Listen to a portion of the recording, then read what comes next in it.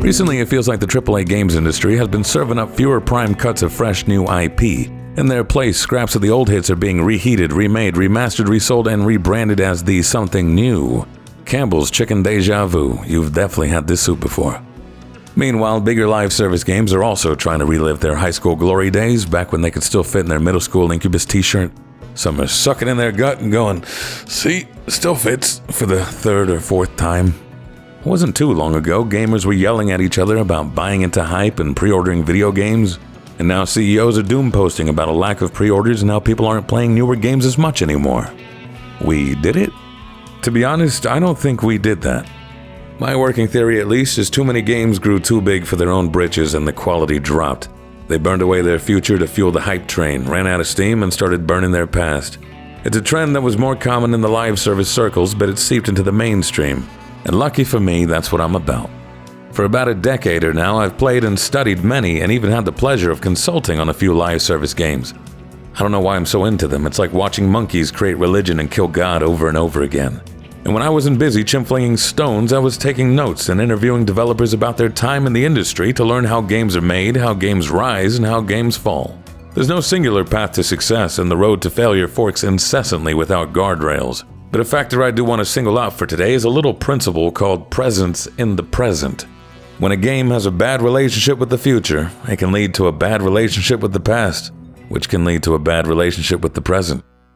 You may have heard a game described as having a strong or a weak identity, an ability or lack thereof for a player to look at a game and know exactly what to expect. Presence in the present is the same as having an identity, but it extends into the fourth dimension, time.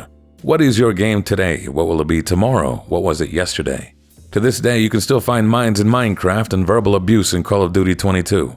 These games have what I would call a generally strict presence. They know their formula. The audience knows their formula. And even when something new comes, everyone knows what to expect. Now, a lot of live service games and the beginning of some AAA franchises start with a loose presence. Their identity isn't completely set in stone when they first launch, and this lets them stay flexible enough to take the hits and outlast the growing pains. Look at Borderlands 1. Why, compared to the sequels, it looks like someone licked the icing off your cupcake. It's great if that's where you started, but it's hard to go back to. Another well-known example of starting with loose identities are nearly every early access game, especially before 2020. The digital stores even warn you before buying early access games that anything and everything can change about the product until it reaches its final stage. The downside to a loose identity at the start is you may not have a strong enough flavor to attract an audience. Survival crafters were an entire genre with that issue. 10 years ago, it felt like they all had the same rock and branch with PvP or zombies loop, so there wasn't a strong enough distinction or incentive to get into one too early. Over time, that changed, and survival crafters have never released with stronger identities. Grounded, survival in the front, craft in the backyard. Palworld, Pokemon with guns, and Shrouded, destructible fantasy voxels. Robotech craft or something or other, Lego machines in the wild. Goes to show, games, franchises, and even whole genres can benefit from starting loose and then tightening up. A strict presence at the start can work, but that's assuming that you created and had no problem marketing a video game to the exact demographic that wanted it on day one. In that regard, I'd consider Helldivers 2 to be a recent successful launch story with a strict identity of a sci-fi slapstick shoot-'em-up. But unfortunately, they might have been a little too strict with their presence. Sony did cut off access to a multitude of countries. Sure, we can blame them for a drop in player counts. But the developers of Helldivers 2 also pushed away their own fan base after a few months of rough patches that strictly nerfed the fun aspects in order to remain true to the lead developer's more hardcore vision of what the game was supposed to be. It got so bad the CEO stepped down so he could help the development side find their way again. Good news, they have loosened up a bit. And that's just a recent example. By far the worst example I can think of a game launching too strict and staying that way is, or was, The Culling. You can't even get the original anymore, they botched it so bad. It was a battle royale game, wait. So this is months before PUBG and Fortnite, and it was an overnight success. But the game died almost immediately because the lead developer was stubborn and made arbitrary balance decisions based on memes. The internet's inside jokes, and not in a fun way like YouTube Simulator or Meme Mayhem. Like there was this one perk called Leg Day that was way too strong, but they refused to nerf it because of the Gym Bro mantra, never skip leg day. There is strict presence, and then there's being stiff, rigid, and stubborn. Things change over time, and games should allow themselves room to grow as their audience grows and matures with them.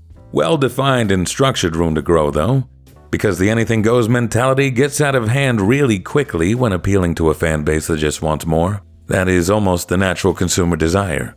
Always forward, never back. And here's what tends to happen to games that don't keep their growth under control. It runs away with them. The first few months or years, they achieve unprecedented success. Thank you for 100,000 signups. Thank you for 200,000 signups. Thank you for 400,000 signups. Thank you for over 1 million signups. And this explosive growth brings in people from all walks of life with a lot of complaints. The feedback's never more diverse than in the early days, and every gamer's a lobbyist trying to influence more of the thing they like and less of the thing they don't. I want more fishing, I want more lore, I want more to explore. Two things though. There's only so many resources to develop a game, and some feedback naturally comes into conflict with others. Like, do you want more of a casual hop-in, hop-out power fantasy? Or do you want the game to be more of a commitment, more hardcore? The more you lean in one direction, the more you risk losing the other. And a lot of studios, a lot of developers have a hard time saying no. They want you to have fun, they want you to enjoy yourself, they want to be the cool mom. And for that, you may end up with middling compromises or a wishy-washy whiplash of patches where you alternate what group you please and what group you piss off. And for Damage Control, the studios promise the future will be better. If you're not happy now, wait it out. Borrow from the future. This constant increase of scope is called feature creep. If your presence is too loose and you can't say no to growth, the day will come when the game becomes unstable because the added game modes, characters, and features will become too big to balance.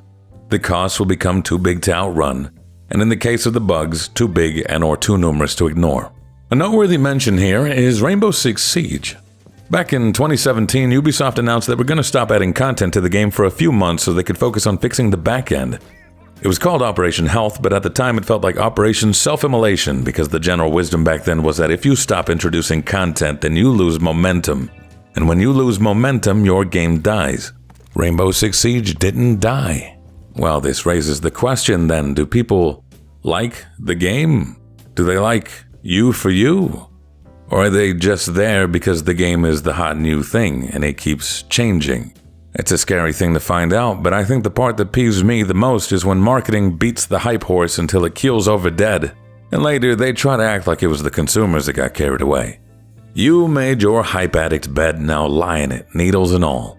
Big example here would be Blizzard and how much they loved showing off their player numbers and subscriptions when they were on top of the world. But as soon as they couldn't outdo themselves, those numbers were hidden away to ward off the doom cycle. There are better numbers to judge health and success, they said, and they are right. But they were the ones boasting about arbitrary metrics of success until they no longer suited them. Be wary of hooking the people on an ever-changing future, because when the future stops changing, then where do people look? Some leave, some stay and are fine. Some stay, but they look to the past. You started with a lot of feedback that was simply more, give more.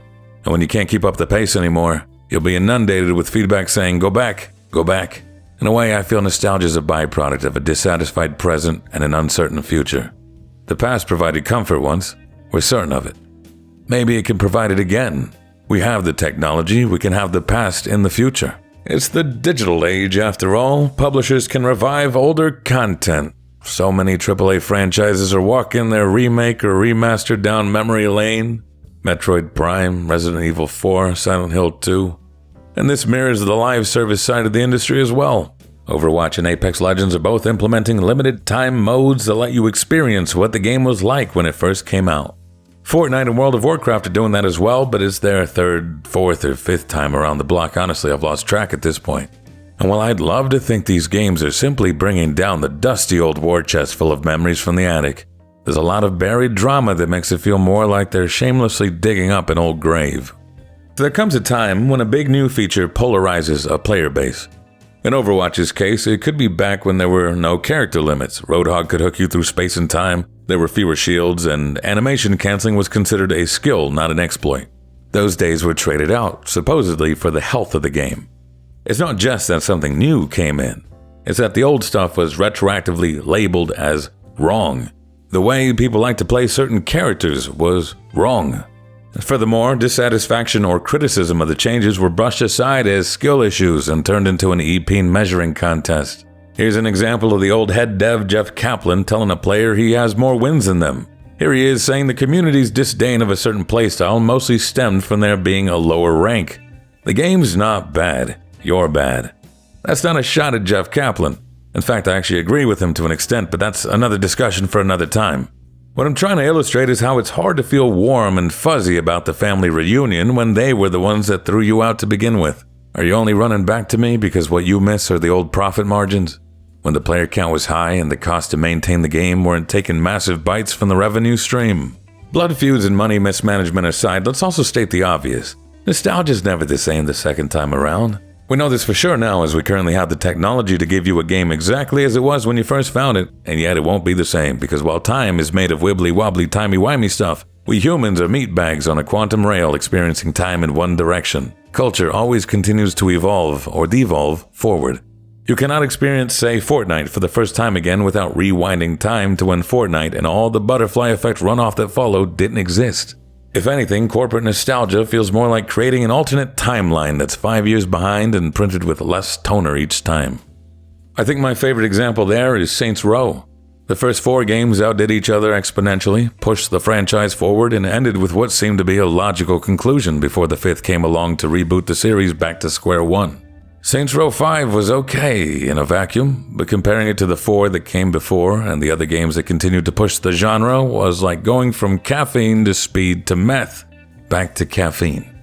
I'd say Volition's lucky no one died of withdrawals, but they did. The studio was shut down after poor reception and sales. Unfortunately, I feel some publishers are taking the wrong lesson when it comes to taking care of their past. We're seeing more instances where publishers shoot their own original games in the foot to make room for the nostalgia sale. Sony announced a remaster for Horizon Zero Dawn, a game that's now but 7 years old and promptly doubled the price on the older game. Blizzard remastered Warcraft 1 and 2 and now is getting rid of the originals from GOG. You think with the cloud and digital downloads, games would be even more accessible. There's no reason why Nintendo couldn't sell me a direct one-time digital purchase of any game they've ever made since 1985. The only reason that they don't is because then they couldn't sell it to me in a subscription service over and over again. No, this is an accountant's version of nostalgia back when we had to put in quarters to play more Mario. Those were the good times if you ask the chief financial officer. Morbidly enough, I feel some publishers hold financial affection for the 2019 fiscal year specifically, and they're scratching their heads down to their brainstem trying to figure out how they can recreate those COVID-19 profit margins. As the esports and pandemic surges subside, we are seeing and will continue to see which games were being reckless, who sold off their future and sold off their past. We'll also see who was playing the long game at their own pace. Grinding Gear Games has operated Path of Exile for over a decade now, and they just welcomed a bouncing baby Path of Exile 2 to their family, as well as over 1 million early access players. Now there's a game with a strict yet fluid presence in the present, so much so that I was amazed at how willing they were to put their foot down on high fantasy tropes early on. No, we will not make the skill tree any less intimidating. No, we will not have elves, dragons, orcs, goblins, dwarves. They eventually walked that back a little, but personally I always figured it's okay to say no to something that doesn't exist. Because if you ever change your mind, then you're going from a negative to a positive, dale. It's like being the parent that doesn't want to have pets in the house who softens up and gets you a puppy, as opposed to being the parent that gives their kid everything until they can't, or worse, they have to take it back. Let's see how Veruca Salt responds to that one. I don't recommend parasocial relationships, but parenting is as good a metaphor as any for the long-term planning and care needed to keep a game's presence strictly grounded in the present at all times. But how? We've talked about the signs and the consequences of letting game development run away with you, but how do you keep a game from growing into a costly, unruly brat?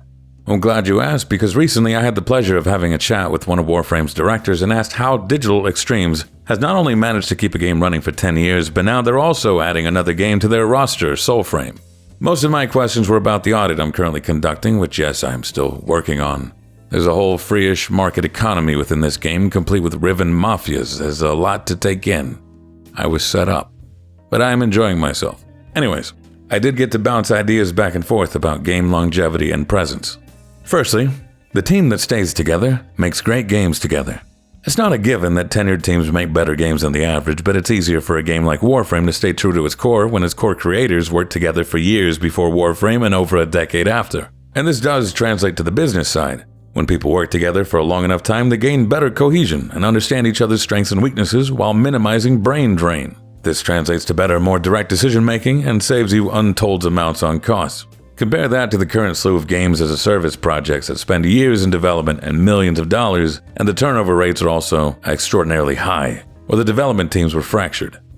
You want to get a glimpse as to why a game is so expensive to make these days? Look at the credits in a video game and count how many people or studios are being mentioned.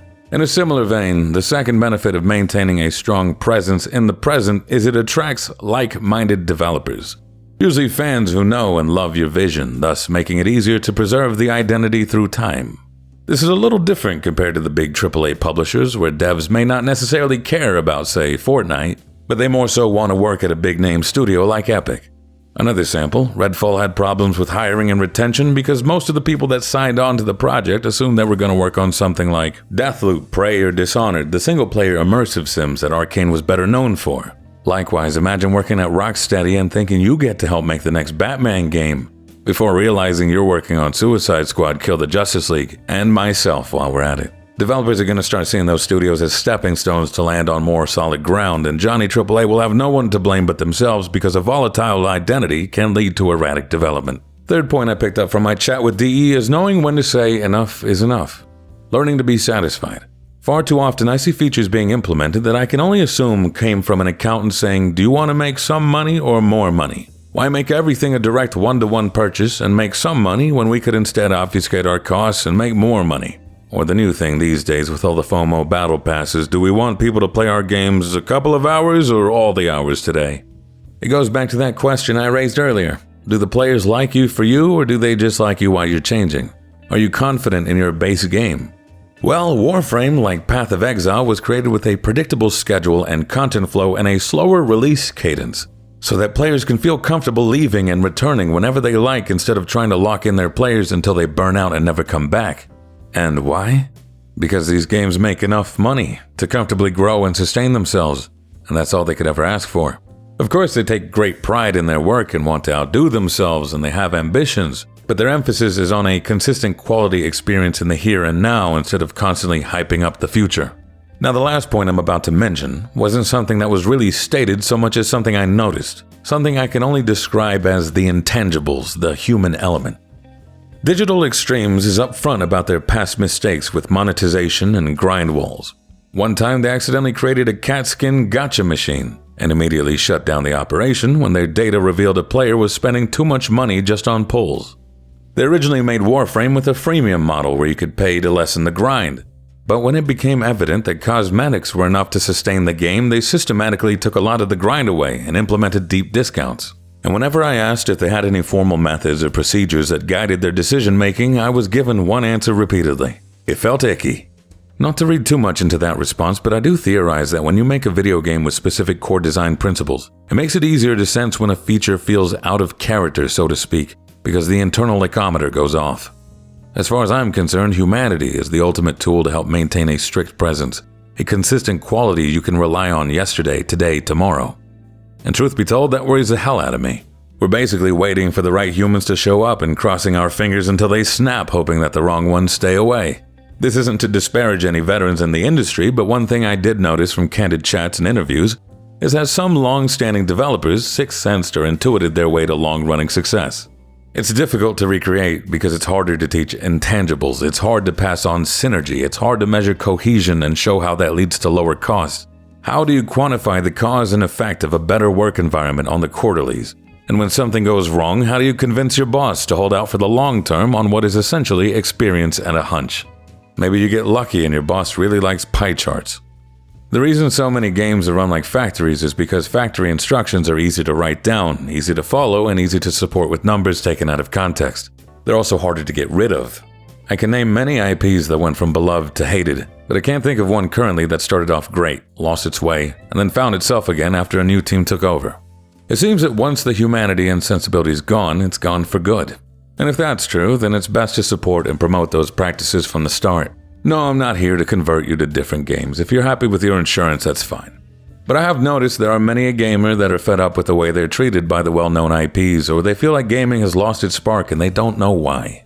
Those of you who feel like you're spoiled by your game of choice, leave it in the comments, help each other out here. If what I said resonates with you, then maybe you'll appreciate trying out a game that's managed to not outgrow itself and poison you while it radioactively decays. Or perhaps it'll help you look within and realize that maybe you don't feel nostalgia. Maybe you are one of those people that only likes a game when it's new and changing. In which case, maybe you feel new-stalgia, and what you yearn for is the future.